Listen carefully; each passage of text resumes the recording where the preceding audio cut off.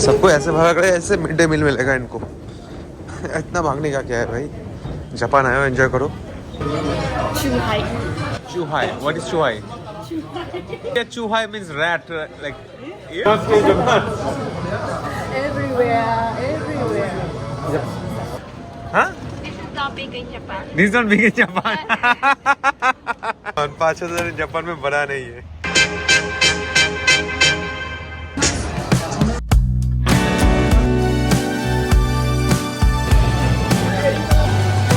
स्वागत है जापान में with your one and only Explorer राजा।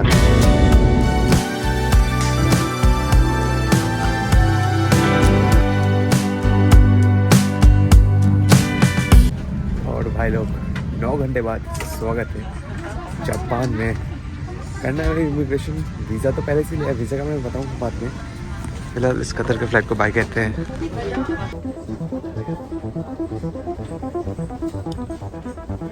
सब कुछ अभी अंग्रेजी में भी है, जापानीज लैंग्वेज में भी है। बहुत मज़ा आने वाला है इस देश में। ओसाका में स्वागत है। क्योंकि जापान आ रहे हो तो ओसाका का तो प्लान बनता ही है। सेकंड बिगेस्ट सिटी भी है और बहुत टूरिस्टिक भी है।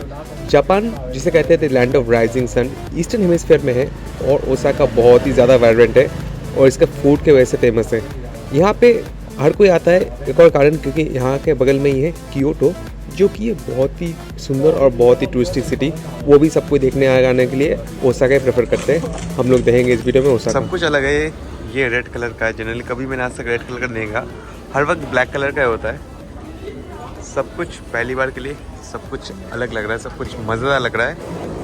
मेरे को तो बहुत एक्साइटमेंट हो रहा है जापान आने में।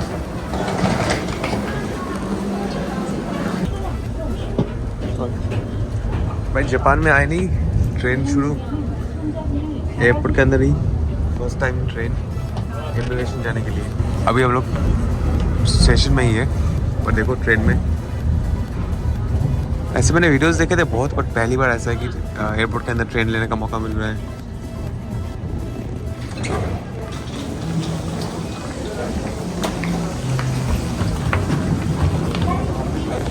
सबको ऐसे भाग रहे हैं ऐसे मिड डे मील मिलेगा इनको।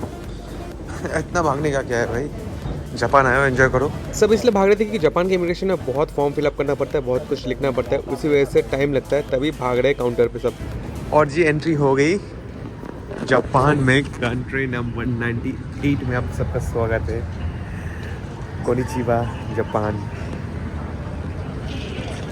जापान किस लिए आए हो पता नहीं, एनिमे देखने, ये देखने, वो देखने, चेरी ब्लॉसम देखने, ये नहीं, जापानीज टॉयलेट इस्तेमाल करने के लिए।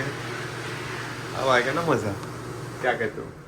कस्टम्स कर लिए, कस्टम्स से बहुत पूछा, बहुत चेक किया। अरे सीट में गर्मी है, सीट पे हीटर लगा है। जन्नत। सबसे बहुत चेकिंग किया पर इमिग्रेशन पे ज़्यादा कुछ नहीं पूछा। पर हाँ, कहाँ पे रह रहे हो वो पूछा, मैं कर रहा हूँ काउंटसर्फिंग, और फिर वीज़ा बहुत ही आसानी से मिल जाता है जापान का वीज़ा। इंडियंस को रिजेक्ट तो बहुत ही कम होते हैं जिनका ट्रैवलिंग थोड़ा बहुत हो चुका है। VFS से वीज़ा लिया था, 500 रुपये वीज़ा चार्जेस से और 650 रुपये उनका प्रोसेसिंग फ़ीस। मान लो 1200 रुपये में मेरे को 15 दिन का वीज़ा मिल गया था। प्रोसेस करने में 7 से 8 दिन लगे थे। इसके लिए आपको income tax return file, bank balance और होटल बुकिंग और डे टू डे आइटनरी चाहिए। मतलब 15 दिन में कहाँ पे हर दिन क्या कर रहे हो, सारा आइटनरी चाहिए और फिर आपको वीज़ा मिल जाएगा जापान का। मेरे को मिल गया है। हम लोग हैं ओसाका में, जो कि जापान का आई थिंक सेकंड सबसे बड़ा शहर है। Welcome to Japanese culture. यार यहाँ पे तुम्हें हर चीज़ देखते देखते, फ़ोटो करते करते पूरा दिन ख़त्म हो जाएगा मेरा, पैसे भी ख़त्म हो जाएंगे। डेडिकेटेड वेंडिंग मशीन का एरिया है, सब कुछ भी ले सकते हो। सिम कार्ड वगैरह का पता करते हैं। इंटरनेट तो महंगा है, मेरे को इतना पता है। अभी आप लोगों को दिखाता हूँ, ये 7 दिन का सबसे सस्ता मिला है, 2.5 GB 2000, यानी कि ऑलमोस्ट 1200 रुपये का। और आपको अगर मेरे ऐसे 2 हफ्ते रहना है तो आई थिंक द बेस्ट है ये 18 दिन वाला अनलिमिटेड 4500 का। कार्ड से टैप करो, सिम कार्ड आ जाएगा, शायद ई में या फिर फिजिकल सिम में, नहीं पता, पर 4500 का मतलब हो गया, आप लोग हिसाब पर लगा लो 1000 येन हो जाता है 600 रुपये, तो 4500 कितना हो गया? मतलब ऑलमोस्ट आपको 3000 रुपये खर्च करने पड़ेंगे नेट के लिए अनलिमिटेड, क्योंकि नेट महंगा है। कोका कोला की बात करें तो ये कोका कोला छोटा सा है 180 का, यानी कि आप मान लो ऑलमोस्ट हम लोग का 100 रुपये का। एयरपोर्ट इसलिए थोड़ा महंगा है, बाकी जगह पे आपको 50-60 रुपये में मिल जाएगा कोका कोला। कॉफ़ी वगैरह भी 100 रुपये का।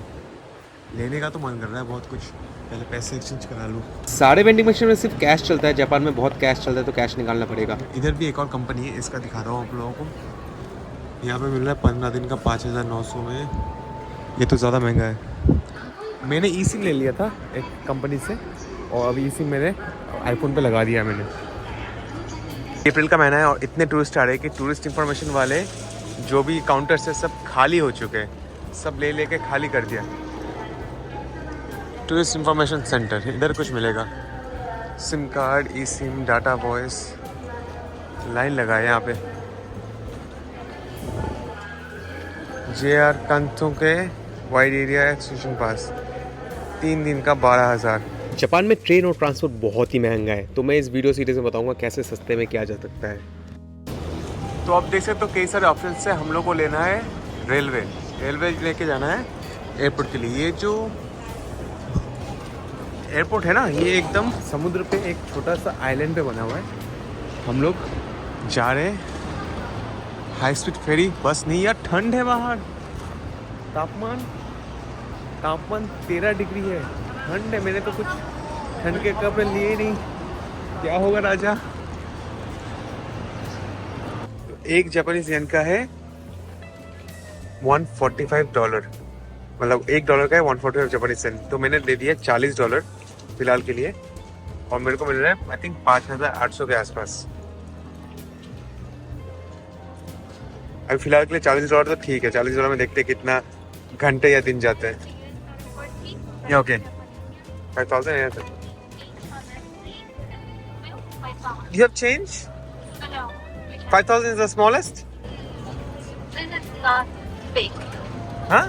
This is not big in Japan. This is not big in Japan. This is not big in Japan. 5000 in Japan में बड़ा नहीं है। ये 500 का कॉइन है, 600, 700, 800, 801, 803। बोले कि this is not big in Japan. This was so funny, this is not big in Japan. Japan में पब्लिक ट्रांसपोर्ट का कोई ऑप्शन ही नहीं है। आप लोग अगर सोचोगे टैक्सी लेके एयरपोर्ट से सीधी जाओगे तो आपका बैंक बैलेंस एकदम खत्म हो जाएगा, ऐसा हालत है।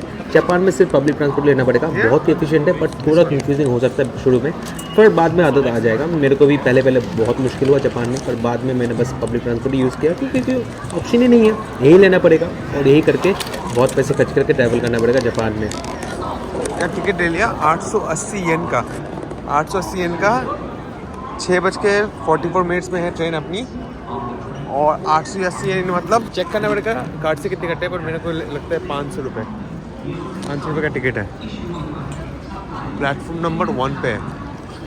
बहुत ही बढ़िया है, बहुत हेल्पफुल लोग हैं, कार्ड से पे कर सकते हैं, टेंशन लेने की बात ही नहीं है। उधर ही अपनी प्लेटफॉर्म। ऑफकोर्स ये लास्ट स्टेशन है, तो ट्रेन अभी पटरी पे खड़ी है। मेरे को लगता है जाने के बाद सीट नहीं मिलेगा, सीट ढूंढना पड़ेगा। सीट ढूंढते कहाँ पे अच्छा सा खाली सा सीट मिले। ये वाली अपनी ट्रेन है, वो वाली महंगी ट्रेन है, देखते पीछे सीट मिलता है कि नहीं।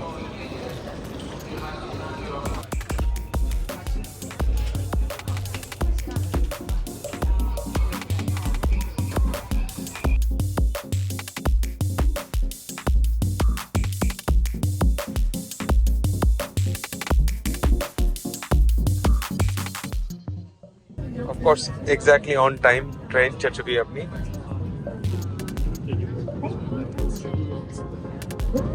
The Airport Express.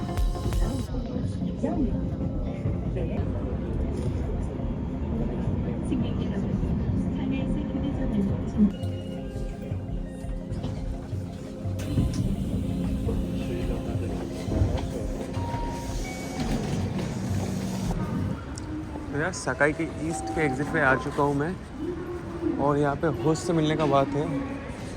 अच्छी बात है कि इंटरनेट है मेरे पास, तो टेंशन की बात नहीं है। अभी देखते हैं, होस्ट को मैसेज करते हैं कितने दूर है वो। Hello, I'm Tomoka. Raja So cold. It's okay. तो हम लोग ओसाका के मेन शहर पे नहीं रह रहे थे, उसका एक नेबरहुड था जिसका नाम था साके, वहाँ पे रह रहे थे। और मेरे काउच सर्विंग होस्ट ने मेरे को बताया कि चलो तुमको कुछ खाना है कि नहीं। मेरे को ज़्यादा भूख तो नहीं लगा था, पर मना भी नहीं करते नए नए गेस्ट को जब कोई पूछ रहा है। सब कुछ जापानीज में लिखा है, कुछ समझ में नहीं आ रहा है। मेरे को सच बताऊं बहुत अच्छा लग रहा था इस नेबरहुड में चलते हुए। ज़्यादा लोग नहीं थे, ठंडा ठंडा माहौल था, विंटर जैसी फीलिंग थी। ऑल्दो ये अप्रैल का महीना था, बट सब कुछ एकदम टीवी जैसा मैजिकल लग रहा था। तो भी हम लोग चले गए इस रेस्टोरेंट पे खाना खाने, पर मेरे को थोड़ी पता था कि पहले ही दिन, पहले ही शाम, पहले ही खाने पे जापान पे मेरे को इतना कच्चा कच्चा मछली खिला देगा। और मैं कभी मछली खाता भी नहीं हूँ। मैं हूँ तो बंगाली, क्योंकि मछली खाने के लिए फेमस है, पर मैं पर्सनली मछली कभी नहीं खाता। पर यहाँ पे जापान में आके भाई मैं तो पिघल गया। मैंने जापान में मछली तो क्या, मैंने कच्चा मछली खा लिया अभी, और तो और आगे आने वाले दिनों में और भी मछली खाना पड़ेगा, क्योंकि जापान में मछली के अलावा कोई ऑप्शन नहीं है। बैग रखने के लिए यहाँ पे अलग सिस्टम है, बैग आप नीचे नहीं रख सकते, यहाँ पे डब्बा दिया जाता है, आप उस डब्बे में बैग रखो। Every menu is in Japanese. We cannot understand anything. You need to have a local like her.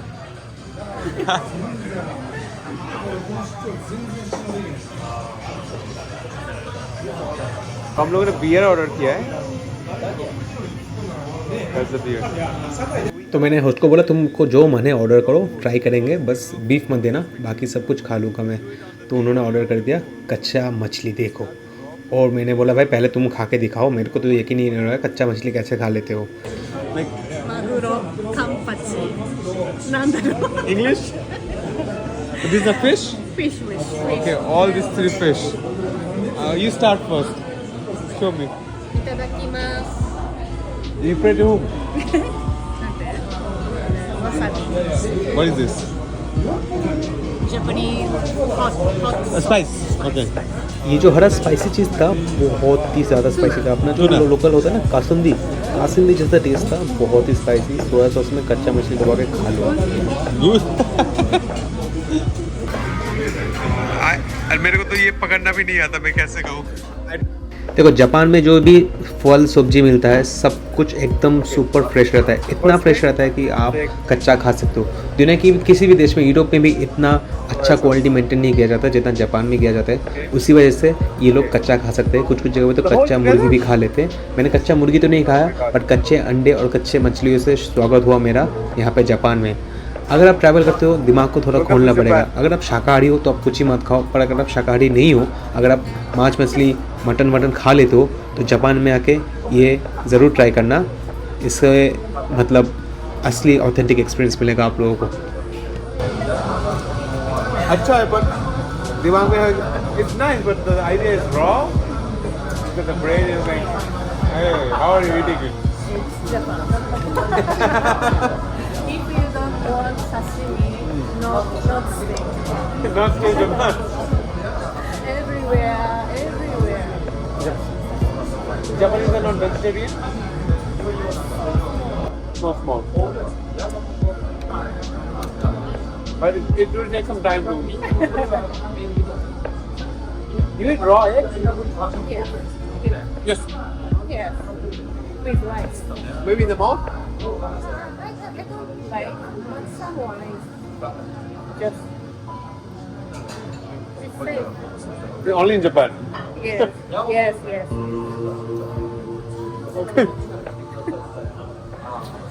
पे हम लोग खा रहे थे और मेरे को दिखा उधर एक केटल। तो मैंने पूछा यहाँ पे चाय वाय भी मिलता है कि नहीं, but this is not chai, this is not tea, this is alcohol in kettle and it's very common in Japan. To how much is the price of the kettle? 3 cups. Okay, so different size of kettle. 6 cup, 1,700. Cups as in small shots. Okay, 3 cups is like small shots or? Okay, good, not bad. Wow. What is the name again? Yakka. Yaka. Yakka is just hot drink. Okay, yaka. But inside is whiskey. Chuhai. Chuhai. What is chuhai? Chuhai is like, Oh, no. you know, in India, chuhai means rat. Like, yeah.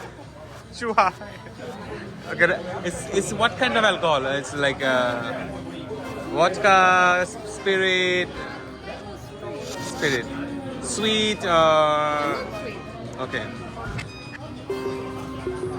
Japan में क्या सब खिला रहे हैं मेरे को कुछ समझ में नहीं आ रहा है, एकदम समझ में नहीं आ रहा है।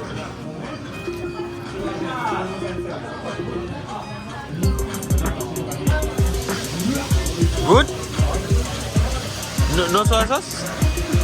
No? जापान में रहना और घूमना तो महंगा है, पर खाना उतना महंगा नहीं है। आप कहीं पे भी जाओ, आपको कम से कम 500 में आराम से खाना मिल जाएगा। अभी हम लोग इतने सारे आइटम खाए, इतने महंगे महंगे डिशेस खाए, दारू पिया, बियर पिया और इतने अच्छी जगह पे बैठ के खाए। हम लोग का बिल 1100 रुपये के आसपास हुआ था, जो कि था 23,000 या फिर नहीं 2300-400 येन। तो जापान में सबसे सस्ता खाना मेरे को पूरे ट्रिप में 150 रुपये का मिला है। तो आप देखो, जापान में खाने की तो टेंशन नहीं है, बस घूमना और रहना। हम लोग खाना खा के बाहर निकले तो हर कोई जो भी था रेस्टोरेंट में, सबने बोला शुक्रिया आने के लिए, फिर से आना। एक बंदे बाथरूम करने गया था, फिर दरवाजा खोल के वापस आके बोला कि थैंक यू अरिगातो। The roads are so empty. What time is it? It's 9. It gets empty by 9. भाई अपना वैगनर अलग टाइप का छोटा सा। Many cars in India comes from Japan. Actually, not in India, all over the world. Yeah. Yes. So you also have beer in a vending machine?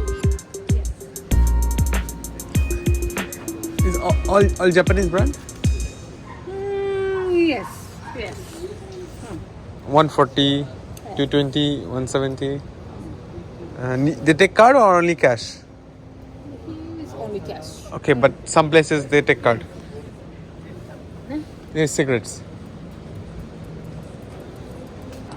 यहाँ पे bicycle का culture बहुत ज़्यादा है। जापान में सीएस सोच पाना बहुत ही मुश्किल है। मेरे को बहुत ही मुश्किल से मिला एक आधी जगह पे। और जब मैं बिल्डिंग में चल रहा था तो मेरे को थोड़ा निराशा हो रहा था कि मेरे को चाहिए था जापानीज़ घर, और ये कहाँ मॉडर्न बिल्डिंग बन के जा रहे हैं जहाँ पे ऐसी सीढ़ियाँ हैं, जहाँ पे ऐसे कंक्रीट के बने हैं। पर जब धीरे धीरे अंदर गया तब मेरे को पता चला कि हाँ, बाहर से जैसे भी दिखे अंदर से सारे जापानीज़ घर ऑलमोस्ट सेम जैसे ही होते हैं, अगर जापानीज़ लोग रह रहे हैं। मैं एक आधी बार दूसरे एक्सपर्ट्स के घर भी रहा था, पर वहाँ पे रूम थोड़ा अलग है। ये देखिए, ऐसा है अपना जापानीज़ घर।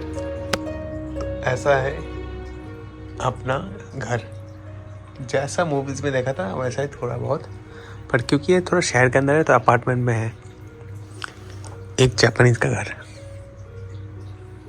ये टॉयलेट का यूनिक सिस्टम देखा कि टॉयलेट के ऊपर ही वॉश बेसिन है, तो आप जब फ्लश करते हो तो वॉश बेसिन से पानी आ रहा है, आप हाथ भी धो लो और वो पानी जमा हो जाता है यहाँ पे, और वही आप जब फ्लश करोगे तो फ्लश होकर गिर जाएगा।